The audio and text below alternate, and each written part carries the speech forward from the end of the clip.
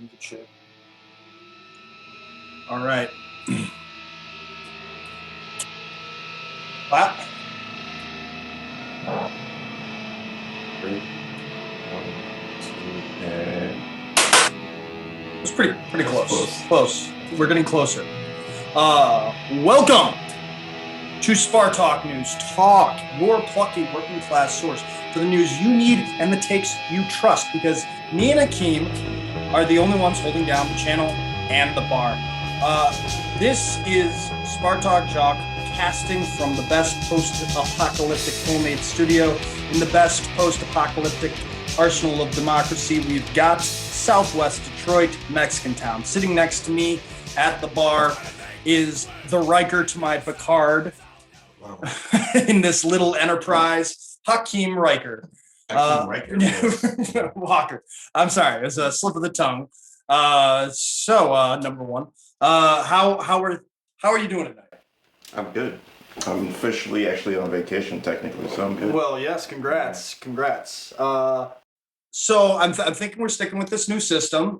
I think it's working well, man. I had a lot of editing issues on my end, but seeing it all progress and with the interconnectivity of everything, it's looking really visually interesting. So I'm interested to see how it evolves. But I've resolved these editing issues, but that's why the drops have been a little late. I'm going to try to just edit and post this tonight, see how that goes. If it works well with my resolution, my fixes that I have right now, I'll do it every week. Okay. But yeah, last week you got to meet our libertarian voter. You weren't here for our episode 1. What was your impression of Mike? Mike seemed to be very opinionated, very passionate about his opinions, Certainly. I do appreciate that, even if I don't agree with him. Right. On some things. Yeah, for sure. And I was trying to just get a feel for a lot of the political stuff. We started getting into a little bit of the economic stuff. I'd like to do that more so next time if we bring him back. So we've got Memorial Weekend coming up, which is big in Detroit. Who knows what it'll be this year, but a lot of fucks. No,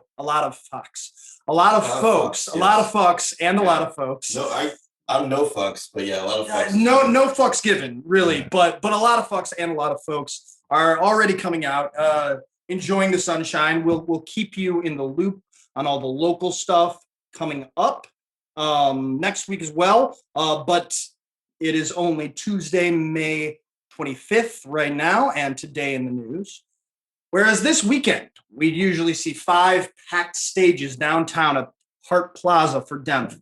This year, PAX How will be hosting a controlled micro-scale festival at 3 venues: TV Lounge, Magic Stick, and Spotlight.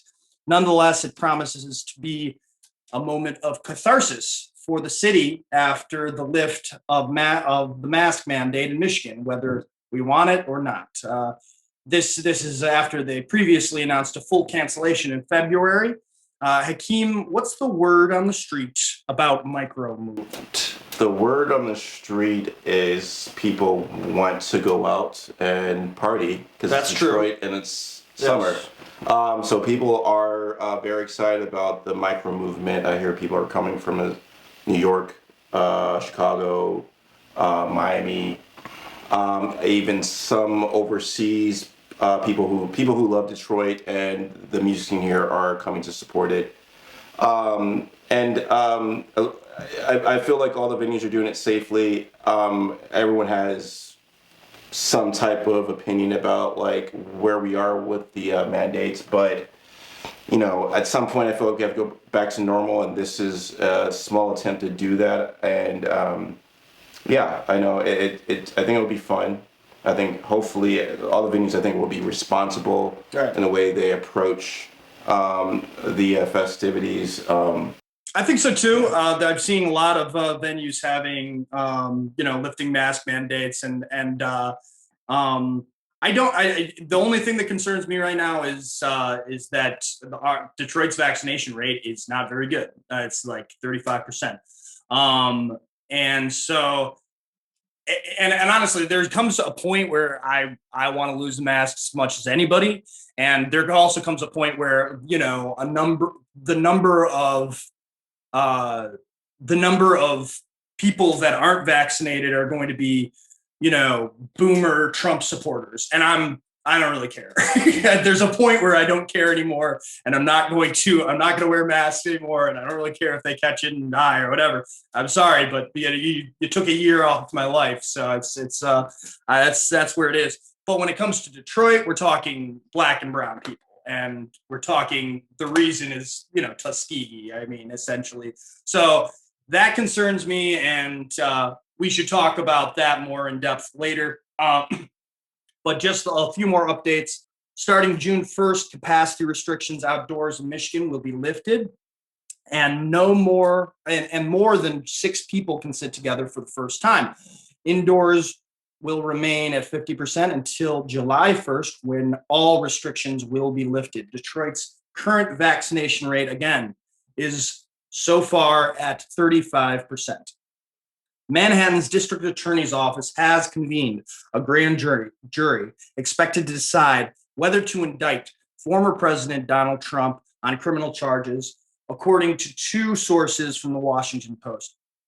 The investigation has been examining potential tax and bank-related fraud. The Biden administration is currently in talks with Republicans on his infrastructure bill. The Republicans are expected to send a $1 trillion counteroffer this week. The murderer of 9 in the Charleston church shooting, Dylan Roof, asked an appeals court to overturn his death sentence this week. We will keep an eye on that.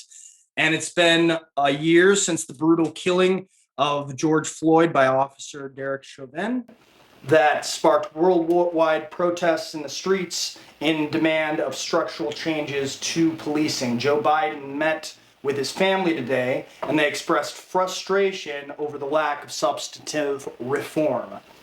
What do you think? What do we think Joe Biden should do for them, Hakeem?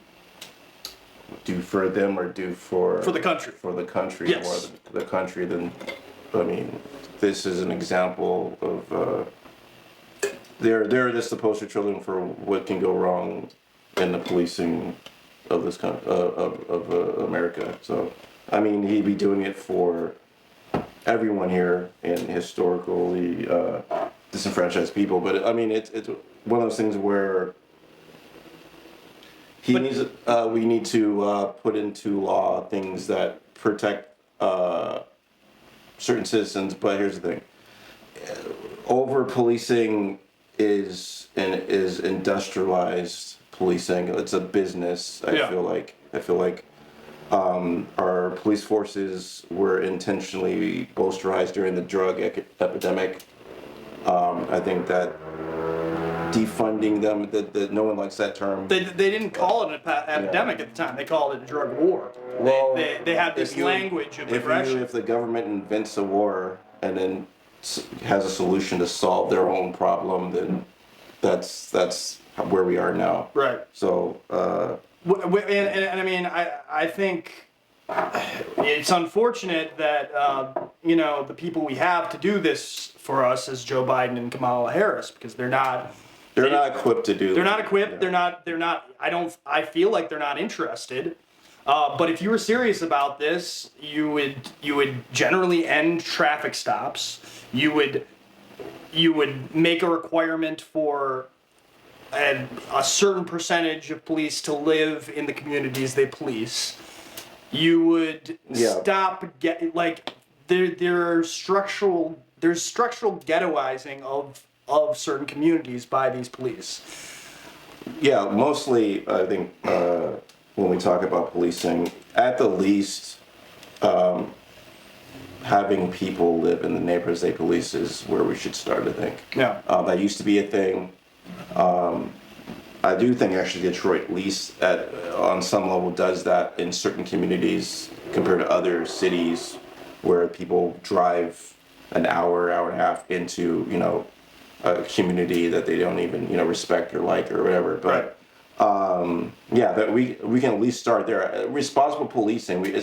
I'm not of the ilk of we don't need any policing, but I'm not an abolitionist in that respect either. I'd like to have one on, but like, and generally abolitionists, prison and police abolitionists have moved the conversation probably more than anybody else. Important conversation to have. I like the fact that they're pushing back on the whole system that's in place. I respect it. I and whether I agree with everything they say or not, I still respect that they're doing it. But as far as I do think traffic stops has just got to go. There's just like traffic stops in New York where people don't use they stopping pedestrians, same thing. Stop and frisk and traffic stops. Like there's all these different elements of policing, and they're doing is trying to find people to imprison or use loopholes to imprison people. That's all it is. Whether it's stop and frisk or traffic stops, it's all the same thing. And while I wouldn't say I'm an abolitionist. I do think that defund the police, while there were some, I mean, people talk about how there was some bad language when it came to that, but it was in the midst of a worldwide protest. So it just kind of evolved how it evolved. Right. But if people make it clear that police budgets are bloated and health and human services are completely anemic. Right. Then they're bloated because and back to our point, they're bloated because of the drug war. Like you don't have militarized police forces without the drug war. You don't have police forces with government off-spill government contracts without the drug war, and that's they hire more because of it, and these are where we start the conversations and why they happen. Right. What was the purpose? But that's where defund the police is coming from. It's about reallocating funds. Right. But we should not keep our guests waiting anymore. Our guest today is Emily Crose, former CIA, NSA, and INSCOM infosoc specialist who transitioned genders in 2016, just 4 months before the DoD announced that trans individuals could serve openly in the military. A year later, Trump haphazardly made a tweet rescinding that decision. Today, Emily developed security systems for factories in the private sector as an expert for the International Spy Museum in DC, and as a freelance writer. She was also a very good friend of mine in high school when I knew her by another name. Emily, it's a great pleasure to welcome you to Spartalk. How are you today? Doing great. Thanks for having me on. And by the way, this is our my co-producer, Hakeem, Emily. Hi, Hakeem. How are you? So I figured I'd get all the exposition out of the way in my intro. You wrote an excellent article for the newsletter Self, wherein you detail your transition while serving. It was hard to follow at the time. How did that work before the DoD's announcement? Did it mirror Don't Ask, Don't Tell? Yeah, in a lot of ways it did. So that didn't impact me as a civilian, but there were people who I knew who were working behind the scenes who were uniformed service personnel who it did impact directly. And I remember distinctly the day that the announcement was made that they were going to repeal the ban originally. And it was a very emotional day for everyone who was trans in the service. That meant they could serve openly. So it was a very big deal to everyone, including myself, even though I wasn't uniform. And then a year later, Trump just tweeted, after consultation with my generals and military experts, please be advised that the United States government will not accept or allow. And then that was the maximum amount allowed for Twitter, at which point it's my understanding that a number of generals and military experts anticipated the possibility that we were going to war, but maybe that's apocryphal. I don't know if you heard that. Yeah. No, I remember that very well. And there was a short time before the next tweet came out, but I mean, the result was kind of the same, right? It was there was a question about how a president could legally issue orders around that time. And that was kind of the thing that kicked off that discussion. Like, can't maybe a president really can declare war by tweet? And that would be kind of, in a lot of ways, that would be a much bigger deal than just saying no trans people could be in the military. So it set a very alarming precedent for not just for the trans community, but for the entire But for the United military, States. yeah, right. And I'm not sure that we've really digested that as a country. It was very hard to digest. Yes. Yeah. And then he said the transgender individuals to serve in any capacity in the U.S. military, our military, must be focused on decisive and overwhelming victory. Sorry, getting sirens here. Our military must be focused on decisive and overwhelming victory, cannot be burdened with the tremendous medical costs and disruption that transgender in the military would entail. Thank you. This was a year after you had successfully transitioned. Well, was your transition a disruption in your workplace?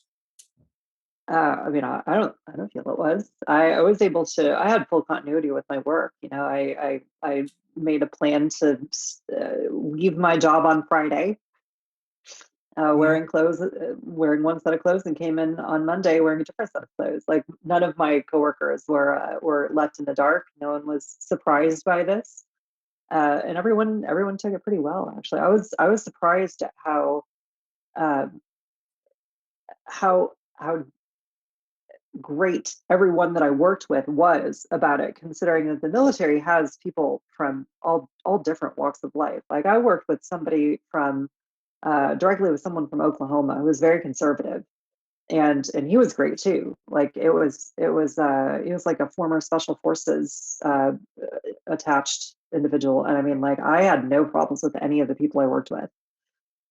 Were your medical bills a burden on the military? Well, that would have been my medical bills would have been provided not by military's TRICARE system, but by just a different, a different healthcare fund in the U.S. government. So it's not really dealing in the same way. But yeah, I mean, what I was using it for then was just basic medication. So hard for me to imagine how I would have been any more a burden than anyone else who has the regular medication. I don't know anything about the Army, but you said you worked in cybersecurity. Yes. Yes. So, do you think other divisions, or if, like, I'm sure you've connected with other trans people in the Army? Do you think? Do you believe that there are scenarios where it could be a threat to unit cohesion? No. No. You, Honestly, you've that's not heard not a case. that's not even an argument I really hear anymore about unit cohesion. You know, there was a report done by the Rand Corporation a few years ago. It's well known kind of like think tank organization that works for all kinds of different organizations go to Rand, but they provided feedback to the U.S. military since like before Vietnam, and Rand's work is very good at predicting and anticipating changes that are coming down the pipe for national security issues. They were one of the groups back in Vietnam who was saying, like, Vietnam is not a good idea and we really shouldn't be waging war. So they're a good third party to go to for like direct information about things. And in the Rand report that came out a few years prior to the ban repeal, that unit cohesion was directly addressed, and that report says this isn't going to cause any problems for anyone. I mean, when they talked to service members, and that was the conclusion that they came to, is that it just wouldn't be a problem. So unless something's changed, the only thing I've noticed though is that society is much more open now about trans people than we were when I transitioned, even in 2016. So it's hard to imagine things got worse. Right. So as I said, we were friends in high school, and as I said, I knew you as by another name. We talked about all sorts of stuff back then. Bunch of personal stuff. But if we ever broached this subject, I don't recall. Were you at that time experiencing gender dysphoria, and if so, how intensely? Well, that's a good question. So we growing up in Michigan in the 90s, and then kind of like into the 2000s was a period of time where like queer issues were never a thing that my family talked about. There was also no language for it, so like dysphoria wasn't really a thing. That wasn't a term I would have known Right. until adulthood. So especially in Michigan. Um, so I wouldn't have been exposed to it wasn't really until like 2010 that I was first exposed to the knowledge that like, hey, this actually this might mean something to me, and I should really reflect on where I'm at with my own happiness. And that was when I started to explore not just the vocabulary, but kind of like the rest of the how am I feeling, checking in with myself. It was kind of a natural for me. It was a natural progression of adulthood, and just kind of like understanding who I am better as a person. Right. So the story, there's a story that just is in the news about trans issues right now. Well, Leslie Stahl on the show 60 Minutes are getting blowback from GLAAD. You heard about this? Yeah. And trans activists right now for airing a piece on detransitioners. Yes. And they say it's strategically timed when there are 30 states with laws up for a vote that restrict trans individuals from certain treatments, sports, and these laws particularly affect trans youth. And as someone who transitioned as an adult, do you let me just first off give me your take on that? And as someone who transitioned as an adult, do you wish you had access to treatments like puberty blockers when you were young? Yeah. Well, the second question is easier and shorter. I absolutely wish that I had had better access to healthcare as a child. I mean, like everybody deserves to have better Yeah. health access to healthcare. So, like as a blanket statement, I would just say yes. Everyone Right. should have better access to healthcare. For trans individuals in particular, yeah, I'm a big advocate. I think that children should also have better access to healthcare as well, including trans kids. Mhm. And when we look at this issue through that lens of trans individuals, trans people who are growing up trans, it very much plays into the idea of detransition and why that's kind of a problem in terms of talking about it out of context or with a lack of care. And that's where I would kind of like lean into the 60 Minutes thing with Leslie Stahl. So there, you have to understand as a queer person, there's a very there's a dichotomy, a social dichotomy that exists between straight uh, cisgender people and anybody who's queer. And anybody who's queer recognizes this right away because you start to recognize the way that society enforces this idea that like you as a queer person don't belong, and if you're gay or lesbian or bisexual, um, your sexuality is an outlier.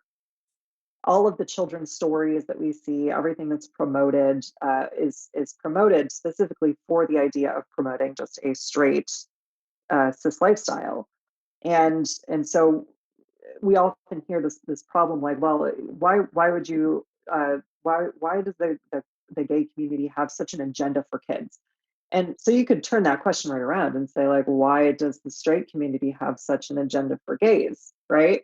Because Right. we know that there are kids who have always been gay or always been bisexual, and they grow up thinking that they're weird. They shouldn't feel that way. They're just as normal as anybody else. They just have a different sexuality.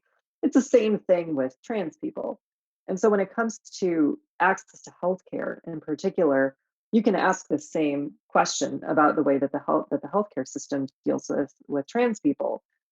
We prioritize a cis experience when it comes to providing healthcare to people who are trans, and this idea that if a cis person, this is one of the discussions that happened with the 60 Minutes interview was with detransitioners, was this idea that like a cis person could fall into a medical pipeline meant for trans people, and wouldn't that be awful? Wouldn't that be terrible if this tool that we have available for trans people hurts a cis person?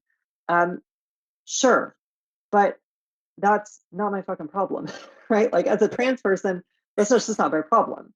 I feel for a cis person who ends up in a pipeline that's meant for trans people, but again, like we can't as a community be burdened with the with the justification for why this happens. It's not our fault. It has nothing to do with us. So, especially when trans people are so at risk as is, right. like much more so than cis people in danger of, Right.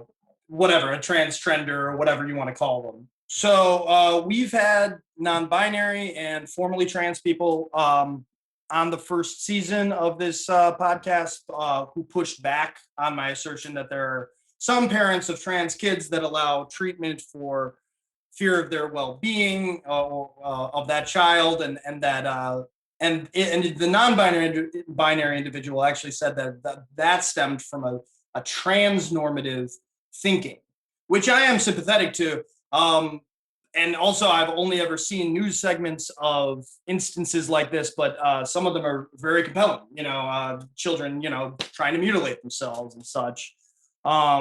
And I think my ambivalence about youth transitioning, and by ambivalence, I mean I have, not that I don't care, but I have strong feelings on both sides. Is that I can only imagine what a difficult decision it is for a child, for any parent. The only thing that I am sure about is passing a lot of laws and bans restricting them from making those decisions would probably have some pretty awful results. Would you speak on the trend of laws targeting trans youth? Yeah, I mean, this kind of thing comes in waves, and we as a community of trans people have weathered many of these waves. This is not the first time that we've seen this. I'm sure it won't be the last. We are just the latest in a long line of people demonized for various reasons to distract from problems that are hurting everyone. So. Right. So the fact that we are getting our What problems are hurting everybody right now? There's no. What are you talking? Oh, there's nothing. Yeah, there's no No, there's literally nothing I can think of. Okay. Yeah, we're just kind of, this is we're just in the spotlight as the demons of the day, and that's No, it's a convenient distraction for sure. yeah, it's very convenient. So yeah, so for us, this is nothing new. This is what bothers me about it is that they're going after the most vulnerable. You can't attack kids. Yeah. And I've always said, in terms of transnormative thinking or the cisnormative thinking, we don't, trans people in general, I've never attended a trans agenda meeting where we've discussed, because we have these things all the time. We're not interested in making cis people trans. We just want trans people to have better access to things, and to be able to get the services that they need Right. in order to survive. This is all that we are interested in. And so when it comes to that topic, providing those services to kids is part and parcel with that. But it's just something that we have to do for all trans people and make it available. And lastly, me and Hakeem had a disagreement recently on whether women's sports should be protected. And because I think every sport should be like boxing, with like heavyweights and lightweights, and as long as everyone's honest about their history, all genders can play together. And but I mean, I'm sure you recall, this is coming from someone who loathes sports as an industry. And if I recall correctly, maybe I feel like you do too, but do you have an opinion? I want to hear Hakim's position. Hakeem wants to protect women's sports. Go on. My position is that I think women have made inroads on their involvement in sports. So, as far as their investment in that over the last years, I think that we should always maintain that, because that's something that they've invested in, that they've fought for that over years. So I think there should be a conversation about making sure that investment they made should be protected and should be there for them, because that's there. Which I can see, but again, I don't know anything about sports, let alone women's sports. Yeah. So, what do you think? Well, maybe I can help you out here. So there is nothing about me that makes me better at athletics than a woman in my same weight class. If I was to pick up a basketball and try and join a basketball team, I wouldn't be advantaged. If I tried to join a wrestling team, I would not be advantaged. there's the thing that constantly that we forget when it comes to this discussion is that hormones are very effective. And before I transitioned, it was very easy for me to do things around the house. Like we have a Christmas tree we put up into the attic and we bring it down every year. I can't do this on my own. It's not a thing that my body can physically do anymore. And I'm in my 30s. So like it's not because I stopped lifting. I never lifted. Yeah. It's because the hormones that I've been on for years have naturally changed the way that my body is shaped and functions. And so I naturally lose that ability, that extra strength or whatever that comes with testosterone that dissipates relatively rapidly. Yeah. I think what is it? Phelan Fox shouldn't have lied about it. Should have been honest about it. But besides that, I agree with you. Yeah, I think the Fallon Fox thing is kind of a funny thing because I hear this is it's like a big Joe Rogan thing. I think It's a Joe Rogan canard, yeah. Yeah, it's interesting. Like, has no cis woman broken another cis woman's skull? No, it's Because certainly like it's a brutal sport, right? Like yeah. it doesn't matter that a trans woman is participating and being brutal. And like the entire sport is a brutal sport. To look Yeah. at this and say like, oh my god, I can't believe that there's this trans woman she's so brutal. Yeah. Maybe you haven't been paying attention, but that's like what they do. Yes, Whole yes, point, and I yeah. do think if they just eliminated the gender barriers of that and just made it so men and women could fight each other like that, though, I do feel like there's something viscerally weird about like a guy beating the shit out of a woman. Yeah. Like, but like I said, for everything else, I say genders should play together. I think that there should be, they should just play in different leagues or something like that, lightweight or heavyweight. Yeah, I don't know where the problem is for just doing no hormone skin in the testing. game. I'm sorry. We start with this idea of like, well, maybe we test for hormones, and that's a start. Yeah. That's not something that we talk about very often, but you also end up having problems like Castor Semenya, who it's this woman with elevated testosterone who gets disqualified because she has too much testosterone in her blood. So like when we get to this point of trying to overthink how to make sports more acceptable with integrating trans people, you're going to start excluding cis people as well. So yeah, a lot of females assigned at birth have been kicked out of sports for high testosterone, right, for this very reason. So you're going to have to make a rule that it includes them as well. It's just like there's a lot of and I'll refer people to there's a very good Real Sports about this. Maybe I'll link it or something like that. But yeah, Emily, I really enjoyed catching up, and I hope we can do it again soon. Maybe next time we can talk a little bit about spycraft or revolution. Sure. All right. Next week is June 1st of the month, so we'll probably be making another drink and watch the clips, as well as a full debriefing about from the oddest Memorial Day weekend Detroit has had since the last one. Like and subscribe for more Spartalk content. See you next time.